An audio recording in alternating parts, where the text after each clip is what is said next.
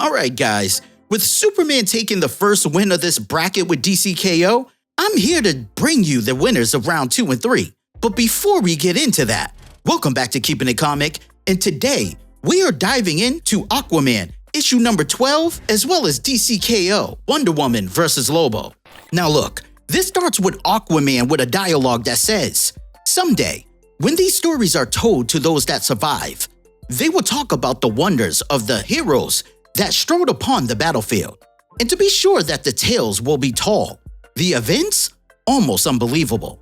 But of all the battles, there was only one that wasn't a battle of just mere mortals and heroes.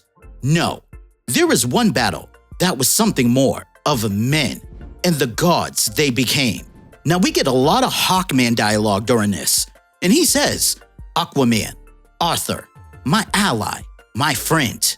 He has always been a good man, a good king, a good husband, a hero on both land and sea." And he says out loud, "I have been a warrior throughout many generations, Arthur. You can't win this."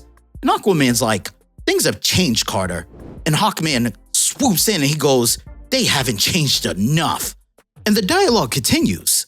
"He recently lost his beloved Mara.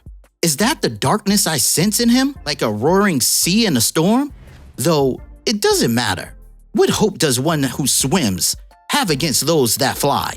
And as he swings that trident, he says, "Clever, a new weapon, but no weapon can stop experience. And I've had lifetimes of it in matters of war."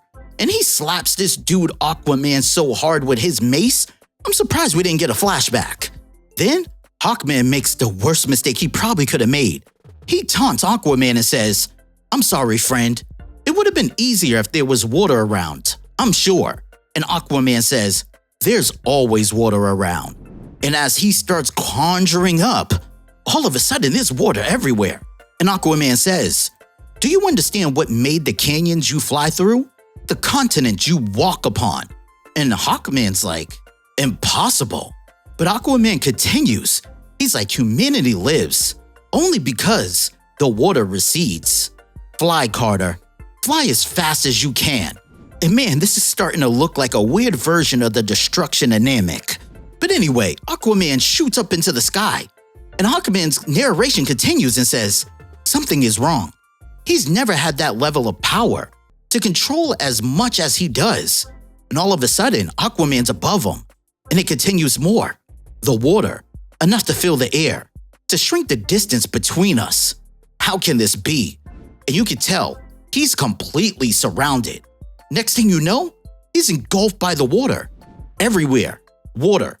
I stretch, trying to move up, but which way is up? And now, I know. This is not the friend I knew. This is something else. Something premortal. Something chaotic. Can't breathe. Can't share." And like that, the first round goes to Aquaman. And the dialogue continues now from Aquaman, who says, "Hawkman disappears as the heart of apocalypse surges, filling the king of the seven seas with more power." Now as round 2 is starting, Hawkman's reflecting, and the dialogue continues. "Now that I failed, none of these feel right. How can I stand up to something so elemental? Arthur has become something else, something akin to and a voice says, "God?" And it's none other than Horus himself, who says, "Long ago, I rested on Thanagar. From there, I called to your ancestors to make that world their own. Through blood and toil, you did. I told your wife, Shiera, I would find another place, another home. And for those that still believed, I would call them to a new world." And I just want to say real quick, I think it's really cool to finally see him back in, because we covered this issue of Green Lantern Corps where this all happened so long ago, and we haven't seen nothing from Horus since. But anyway, he continues, "Tell me, Qatar Hall, do you still believe?" And Hawkman says yes. And as he reaches out to Hawkman, he says, "Then rise. You shall be my guardian. Like Calmarin of the past, you shall lead the way. And in return, I will grant you my power." And as all this power is surging, Aquaman's dialogue says, "Something is wrong. This chaotic energy that has permitted this reality, has permitted everything, including the blue. I do not control it as much as it is starting to control me. The water is being blown away. But how? The force that would take would be incredible. And out of nowhere, here comes Super Saiyan 1 Hawkman. Nah, but the glow up is crazy. And Aquaman's like, I can feel the energy coming from him. Hawkman, Carter, my friend. The impact knocks me into the air with as much force as my fight with Dagon. Whatever has possessed him, he holds incredible power. He thinks he has an advantage, keeping me in the sky. He's so wrong. And Hawkman says, I'm sorry, Arthur. I have been given the power to finish this, to save this planet, to bring my people to their new world. Don't struggle, Aquaman. Up here, there is no water. And I'm sure you can tell by Aquaman's face, he's not worried at all. Hawkman's like, what? What are you doing?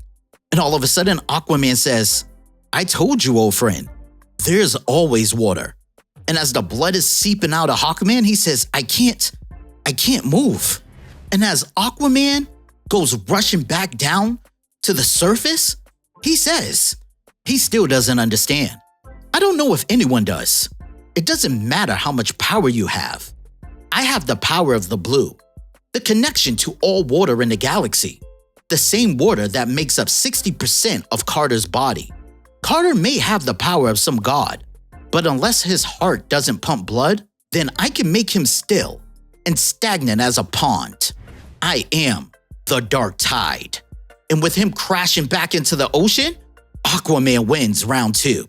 Now look, I know I'm also supposed to let you guys know about what's going on with DCKO round 3, which is Lobo and Wonder Woman. But I have to admit, I'm not a fan of this comic at all. So currently, I know you guys can see that there's some photos showing, and I'll let you know this.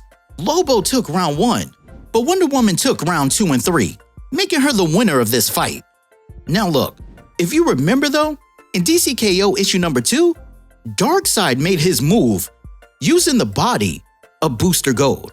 And then he threw a weakened time trapper out of the watchtower into space, which is exactly where World Forger takes over. Darkseid's like, it's time to lay down your arms and face the inevitable. And World Forger says, Darkseid, you fear to face me yourself, that you would use Booster Gold as your puppet? And he responds, Darkseid fears nothing.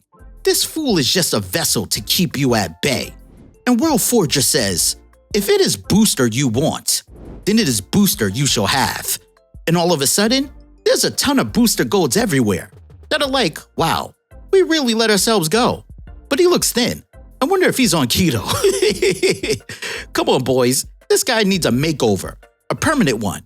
And as they all attack, it reminds me of when all the Invincibles were attacking Invincible, which was a crazy episode, by the way. But anyway, he's like, you're nothing to me, nothing to Darkseid. World Forger says, sometimes you have to fight fire with fire, or in this case, gold with gold. You were weak in this form, God of Evil. You picked an infallible host. If Booster Gold has to die so Darkseid dies, that's a price I think anyone is willing to pay. And Darkseid says, oh yeah? And he sends all the Booster Golds flying. He says, I wouldn't be so sure. World Forger responds, nice effort, but you're clearly spent. You're only delaying the inevitable. And all of a sudden we see them eyes we know all too well. As he says, the only thing that's inevitable is when someone underestimates me and those Omega beams hit their mark. And as he hits that stance he hits so well, he continues, they find out how wrong they are. As annoying as you've been, World Forger, at least you've served your purpose. That was inevitable. And oh man, this whole storyline with Darkseid is going crazy. I need to know what's gonna happen next. And guys, comment now and let me know what was your favorite fight so far with the 3 brackets going on. Because even though Superman and Captain Atom was fire, my favorite has to be Aquaman and Hawkman. Because those two went bananas. That was clearly a fight between 2 gods. But hey, drop your thoughts in the comments. And as always, thanks for kicking it with Keepin' It Comic.